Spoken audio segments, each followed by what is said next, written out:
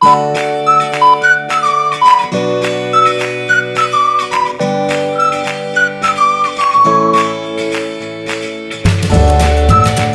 Friends, welcome to knowledge world. આજે આપણે જોવાના છે 3 ઓક્ટોબર 2025ના ડેલી કરંટ અફેર્સ, જેમાં આજના દિવસના ખૂબ જ અગત્યના પ્રશ્નો અને સાથે સાથે તેને રિલેટેડ ટોપિક વિશે પર ચર્ચા કરીશું. તો શરૂઆત કરીએ આજના વિડીયોની. પ્રથમ પ્રશ્ન છે, તાજેતરમાં ભારતીય સેનાએ ડ્રોન આર્મર કવાયત ક્યાં હાથ ધરી હતી? તો હાલમાં જ ભારતીય સેના દ્વારા અરુણાચલ પ્રદેશ ખાતે આ જે ડ્રોન આર્મર કવાયત છે તે હાથ ધરવામાં આવી હતી. માટે ઓપ્શન નંબર ડી જવાબ આવશે. હવે તેના વિશે વાત કરીએ તો ભારતીય સેનાના જે પૂર્વી કમાન્ડ હેઠળના સ્પિયર કોર્પ્સ છે તેઓએ પૂર્વી અરુણાચલ પ્રદેશના આગળના વિસ્તારોમાં ડ્રોન કવચ કવાયતનું આયોજન છે તે કર્યું હતું. એટલે કે ડ્રોન આર્મર કવાયત છે તે હાથ ધરી હતી. અને આ જે કવાયત છે તે 4 દિવસની હતી અને તે આગામી પેઢીના ડ્રોન યુદ્ધ અને ડ્રોન વિરોધી તકનીકો પર કેન્દ્રિત હતી, જે આધુનિક બહુ ડોમેન યુદ્ધ ભૂમિમાં સેનાની લડાઈ તૈયારી છે તે દર્શાવે છે. હવે વાત કરીએ અરુણાચલ પ્રદેશની, જેને આપણે ઉગતા સૂર્યની ભૂમિ તરીકે પણ ઓળખીએ છીએ. તેની રાજધાની અને સૌથી મોટું જો શહેર હોય તો તે ઈટાનગર છે. હાલના રાજ્યપાલ છે કૈવલ્ય ત્રિવિક્રમ પરનાયક અને મુખ્યમંત્રી છે પેમા ખાંડુ. ત્યાર પછી અરુણાચલ પ્રદેશના બીજા કરંટ પોઈન્ટ વિશે વાત કરીએ તો હાલમાં જ તેની જે સુબનસિરી નદી છે ત્યાં 2200 મેગાવોટનો ઓજુ જળ વિદ્યુત પ્રોજેક્ટ છે તેને મંજૂરી આપવામાં આવી છે. અરુણાચલ પ્રદેશમાં જે પલ્લાસ બિલાડીનો પ્રથમ ફોટોગ્રાફિક પુરાવો છે તે મળી આવ્યો છે. કેન્દ્ર સરકાર દ્વારા અરુણાચલ પ્રદેશમાં 8146 કરોડના ટાટા 2 જળ વિદ્યુત પ્રોજેક્ટ છે તેને મંજૂરી આપી છે. અરુણાચલ પ્રદેશના પર્વતારોહક છે કાબાક યાનો, તેઓએ કિલીમાંજરો પર્વત છે તેનું સફળતાપૂર્વક ચઢાણ કર્યું છે. અરુણાચલ પ્રદેશે 2025થી લઈ અને 2035 એટલે કે 10 વર્ષને જળ વિદ્યુત દાયકા તરીકે જાહેર કર્યું છે. અરુણાચલ પ્રદેશમાં પતંગિયાની એક નવી પ્રજાતિ જેનું નામ છે યુથાલિના મલ્લાકા તે મળી આવી છે. અને અરુણાચલ પ્રદેશના 27માંથી 16 જિલ્લાઓ છે તેને મેલેરિયા મુક્ત જાહેર કરવામાં આવ્યા છે. ત્યાર પછી જોઈએ, તાજેતરમાં કયા રાજ્યનો બાલોદ જિલ્લો સત્તાવાર રીતે ભારતનો પ્રથમ બાળ લગ્ન મુક્ત જિલ્લો બન્યો છે? તો આ જે બાલોદ જિલ્લો છે તે છત્તીસગઢમાં આવેલો છે. માટે ઓપ્શન નંબર સી આવશે. તેના વિશે વાત કરીએ તો છત્તીસગઢના બાલોદ જિલ્લાને ભારતનો પ્રથમ બાળ લગ્ન મુક્ત જિલ્લો છે તે જાહેર કરવામાં આવ્યો છે, જે સામાજિક સુધારામાં ઐતિહાસિક સફળતા દર્શાવે છે. અને આ જે માન્યતા છે તે બાળ લગ્ન મુક્ત ભારત અભિયાન હેઠળ આપવામાં આવી હતી, જેની શરૂઆત 27 ઓગસ્ટ 2024ના રોજ દેશભરમાં શરૂ કરવામાં આવી હતી. વાત કરીએ છત્તીસગઢ, તો છત્તીસગઢ છે તેની રચના મધ્યપ્રદેશમાંથી થઈ હતી અને તેની રચના છે તે 1 નવેમ્બર 2000ની સાલમાં તેની રચના છે તે થઈ હતી.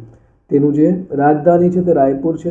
રાજ્યપાલ છે રામેન ડેકા અને હાલના જે મુખ્યમંત્રી છે તે છે વિષ્ણુદેવ સાય. હવે છત્તીસગઢના બીજા કરંટ પોઈન્ટની વાત કરીએ તો હાલમાં છત્તીસગઢ રાજ્ય સરકારે તમામ જિલ્લા જેલોમાં કેદીઓ માટે યોગ અને સુદર્શન ક્રિયા રજૂ કરી છે. છત્તીસગઢની જે વીજળી ક્ષમતા છે તે વધી અને 30,000 મેગાવોટ થઈ છે. છત્તીસગઢના નવા રાયપુરના સેક્ટર 22માં દેશના પ્રથમ AI આધારિત ડેટા સેન્ટર પાર્કનો શિલાન્યાસ છે તે કરવામાં આવ્યો છે. મોટા અને કોલ ઇન્ડિયાએ છત્તીસગઢમાં આદિવાસી શિક્ષણને પ્રોત્સાહન આપવા માટે એક કરાર ઉપર હસ્તાક્ષર છે તે કર્યા છે. છત્તીસગઢ વન ઇકોસિસ્ટમને ગ્રીન GDP સાથે જોડનાર પ્રથમ રાજ્ય છે તે બન્યું છે. અને રાયપુરમાં 24મી રાષ્ટ્રીય વનવાસી રમતગમત સ્પર્ધા છે તેનું હાલમાં જ સમાપન થયું છે. તાજેતરમાં એશિયાના સૌથી મોટા ગંદા પાણીના શુદ્ધિકરણ પ્લાન્ટનું ઉદ્ઘાટન ક્યાં થશે? તો હાલમાં જે આ પ્લાન્ટ છે તેનું ઉદ્ઘાટન દિલ્હી ખાતે કરવામાં આવશે. માટે ઓપ્શન નંબર એ આવશે. તેના વિશે વાત કરીએ તો કેન્દ્રીય ગૃહમંત્રી છે અમિત શાહ, તેઓના દ્વારા દિલ્હીના ઓખલામાં એશિયાના સૌથી મોટા સુએજ ટ્રીટ પ્લાન્ટ એટલે કે STP છે તેનું ઉદ્ઘાટન કરવામાં આવશે, જે યમુના નદી છે તેના પુનર્જીવનના પ્રયાસોમાં એક સીમાચિહ્નરૂપ બનશે.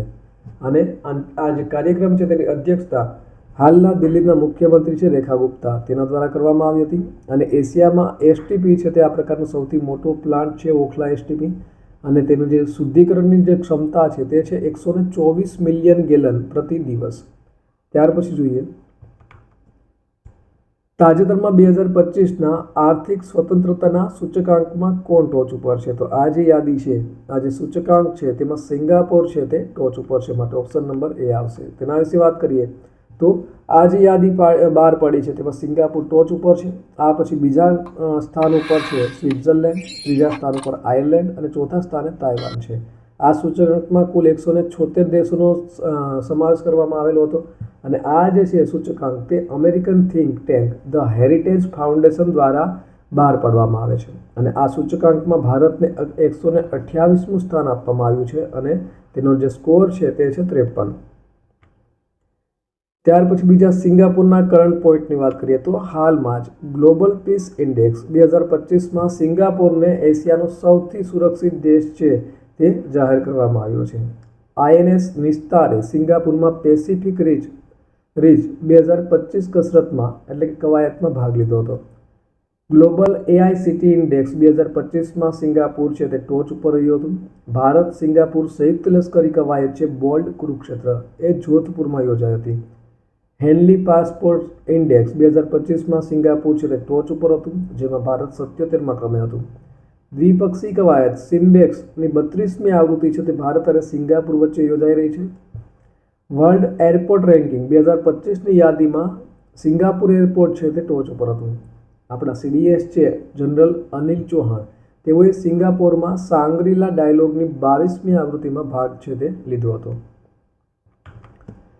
તાજેતરમાં વર્લ્ડ ગ્રીન ઇકોનોમી સમિટ 2025 ક્યાંથી શરૂ થઈ છે? તો આ જે સમિટ છે તે દુબઈ ખાતેથી શરૂ થઈ છે, માટે ઓપ્શન નંબર ડી આવશે. તેના વિશે વાત કરીએ તો વર્લ્ડ ગ્રીન ઇકોનોમી ઓર્ગેનાઇઝેશન એટલે કે WGEO આ જે સમિટ છે તે 1 અને 2 ઓક્ટોબર 2025ના રોજ દુબઈ વર્લ્ડ ટ્રેડ સેન્ટર ખાતે યોજાઈ રહી હતી અને તેની થીમ હતી ઇન્ફોર્ટ માટે નવીનતા, ગ્રીન ઇકોનોમીના ભવિષ્યને વેગ આપવો. ત્યાર પછી જોઈએ તો તાજેતરમાં NCCના ડાયરેક્ટર જનરલ તરીકે કોણે ચાર્જ સંભાળ્યો છે? તો હાલમાં જે વિરેન્દ્ર વત્સ છે તેઓના દ્વારા NCCના ડાયરેક્ટર જનરલ તરીકે ચાર્જ સંભાળ્યો છે, માટે ઓપ્શન નંબર એ આવશે. તેના વિશે વાત કરીએ તો લેફ્ટનન્ટ જનરલ વિરેન્દ્ર વત્સ, જે તમે સ્ક્રીન ઉપર જોઈ શકો છો, તેઓએ NCC એટલે કે નેશનલ કેડેટ કોર્પ્સના ડાયરેક્ટર જનરલ તરીકેનો ચાર્જ છે તે સંભાળ્યો છે. લેફ્ટનન્ટ જનરલ વત્સ છે તેઓ ડિસેમ્બર 1988માં ભારતીય સેનાની 19 કુમાઉ રેજિમેન્ટમાં જોડાયા હતા અને વેલિંગ્ટન ડિફેન્સ સર્વિસીસ સ્ટાફ કોલેજના કમાન્ડન્ટ તરીકે સેવા આપી હતી અને તેઓએ છે લેફ્ટનન્ટ જનરલ ગુરબીરપાલ સિંહ છે તેઓનું સ્થાન લીધું છે. ત્યાર પછી જોઈએ 2029 સુધી સોની પિક્ચર્સ ઇન્ડિયાનું નેતૃત્વ કોણ કરશે? તો ઓપ્શન આપેલા છે. તો ગૌરવ બેનર્જી છે તેઓ આનું નેતૃત્વ છે તે કરશે, માટે ઓપ્શન નંબર એ આવશે. હવે સ્ક્રીન ઉપર જોઈ શકો છો, આ છે ગૌરવ બેનર્જી, જેઓ સોની પિક્ચર્સ નેટવર્ક્સ ઇન્ડિયા એટલે કે SPNI ના MD તરીકે અને CEO તરીકે ચાલુ રહેશે. એટલે કે તેમનો જે કાર્યકાળ છે તે ઓગસ્ટ 2029 સુધી લંબાવવામાં આવ્યો છે. ત્યાર પછી બીજી અગત્યની નિમણૂક જોઈએ તો હાલમાં જ ગૌરંગલાલ દાસ છે તેઓ દક્ષિણ કોરિયામાં ભારતના નવા રાજદૂત તરીકે નિયુક્ત થયા છે. ડૉક્ટર સીમાસ્વામી બાવસના છે તેઓ બીજી વખત UN વુમનના એક્ઝિક્યુટિવ ડિરેક્ટર તરીકે નિયુક્ત કરવામાં આવ્યા છે. પ્રદીપ કુમાર પ્રજાપતિએ AIIAના ડિરેક્ટર તરીકે કાર્યભાર સંભાળ્યો છે. તો વિશાખા મૂલ્યને આદિત્ય બિરલા કેપિટલના MD અને CEO તરીકે નિયુક્ત કર્યા છે. FSIBએ રવિરંજનને SBIના MD તરીકે ભલામણ કરી છે. તો અભિષેક સિંહને નાઇજીરિયામાં ભારતના આગામી હાઈ કમિશનર તરીકે નિયુક્ત કરવામાં આવ્યા છે. તો હીરો મોટોકોર્પે હર્ષવર્ધન ચિત્તાલેને CEO તરીકે નિયુક્ત કર્યા છે. ત્યાર પછી જોઈએ તો તાજેતરમાં સેમ હાર્ટ સેમ વર્લ્ડ પુસ્તક કોણે પ્રકાશિત કર્યું છે? તો હાલમાં જ આજે પુસ્તક છે તો ડૉક્ટર મનીષા વી રમેશ દ્વારા પ્રકાશિત કરવામાં આવ્યું છે, માટે ઓપ્શન નંબર એ આવશે. હવે તેના વિશે વાત કરીએ તો માહિતી અને પ્રસારણ રાજ્યમંત્રી છે ડૉક્ટર L મુરુગને અને તેઓએ કેરળના કોલમમાં માતા અમૃતાનંદમયીના 72મા જન્મદિવસની ઉજવણી દરમિયાન જે ડૉક્ટર મનીષા વી રમેશનું જે પુસ્તક છે સેમ હાર્ટ સેમ વર્લ્ડ તેનું વિમોચન કર્યું હતું. ત્યાર પછી જોઈએ બીજા અગત્યના પુસ્તકો તો KJS ધિલ્લોનનું જે પુસ્તક છે operation Sindoor the untold story of India's deep strikes inside Pakistan છે તે પ્રકાશિત થયું હતું. મનોજ ઝાનું નવું પુસ્તક in praise of coalition politics છે તે પ્રકાશિત થયું છે. કંચન ચક્રવર્તીનું જસ્ટિસ ડેનિડ જસ્ટિસ લોસ આ જે પુસ્તક છે તે લખવામાં આવ્યું છે. કેમેલિયા પંજાબીએ લંડનમાં તેમની નવી રસોઈ પુસ્તક vegetables the Indians way launch કરી છે. DY ચંદ્રચૂડે તેનું પહેલું પુસ્તક વાય ધી કોન્સ્ટિટ્યુશન્સ મેટર્સ પ્રકાશિત કર્યું છે. આર કૌશિકે the rise of the hitman પુસ્તક લખ્યું છે. રવિ કે મિશ્રાનું પુસ્તક demography, representation, delimitation, the north south divide in India પ્રકાશિત થયું છે. ત્યાર પછી જોઈએ તાજેતરમાં ભારતના પ્રથમ મરીન સિમ્યુલેશન સેન્ટરનું ઉદ્ઘાટન ક્યાં થયું છે? તો હાલમાં જ આ જે સિમ્યુલેશન સેન્ટર છે તેનું ઉદ્ઘાટન ચેન્નઈ ખાતે થયું છે. માટે ઓપ્શન નંબર એ આવશે. તેના વિશે વાત કરીએ તો સ્ક્રીન ઉપર જોઈ શકો છો બંદરો, શિપિંગ અને જળમાર્ગ મંત્રી છે સર્બાનંદ સોનોવાલ. તેઓના દ્વારા તમિલનાડુના જે ચેન્નઈમાં ભારતના પ્રથમ પ્રકારના મરીન સિમ્યુલેશન સેન્ટરનું ઉદ્ઘાટન થયું છે. અને આ જે સિસ્ટમ છે તે કેડેટ્સને મહત્વપૂર્ણ દરિયાઈ કૌશલ્યમાં સઘન અને વ્યવહારુ તાલીમ છે તે પ્રદાન કરશે. હવે ચેન્નઈ છે તો તમિલનાડુનું છે. તેના કરંટ પોઈન્ટ વિશે જોઈએ તો તમિલનાડુના જે મુખ્યમંત્રી છે તેઓના દ્વારા અંબુ કરંગલ યોજના શરૂ થઈ છે. ફેક્ટરી અને ઉત્પાદન રોજગારમાં તમિલનાડુ છે તે ટોચ ઉપર છે. સ્વસહાય જૂથના સભ્યો માટે ઓળખ કાર્ડ જારી કરનાર તમિલનાડુ છે તે પ્રથમ રાજ્ય બન્યું છે.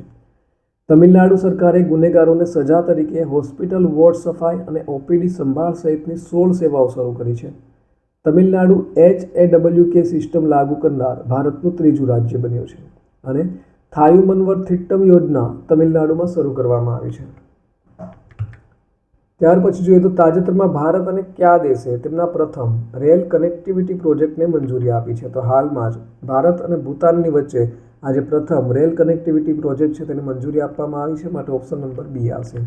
તેના વિશે વાત કરીએ તો પ્રાદેશિક એકીકરણ તરફ પરિવર્તનશીલ પગલું ભરતા ભારત અને ભૂટાને આર્થિક અને વ્યૂહાત્મક સહયોગને મજબૂત બનાવવાના હેતુથી તેમની પ્રથમ ક્રોસ બોર્ડર રેલ લિંક છે તેને મંજૂરી આપી છે. અને આ બે નવી રેલ લાઇન છે.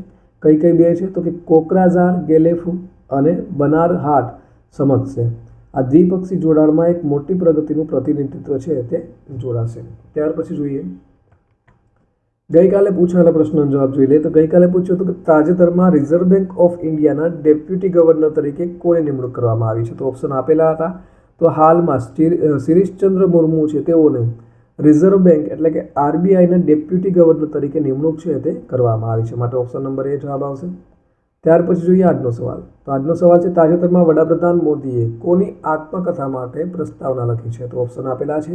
Option number A Giorgia Meloni, option number B Jagdeep Dhankhar, option number C Donald Trump અને option number D CP Radhakrishnan. તો આનો સાચો જવાબ કોમેન્ટ બોક્સમાં કોમેન્ટ કરી અને જણાવવાનો રહેશે. તો આ સાથે આજના દિવસનો જે વિડીયો છે તે અહીં પૂર્ણ થાય છે. બીજા અગત્યના વિડીયોની લિંક સ્ક્રીન ઉપર આપેલી છે જ્યાંથી તમામ વિડીયો છે તે જોઈ શકશો.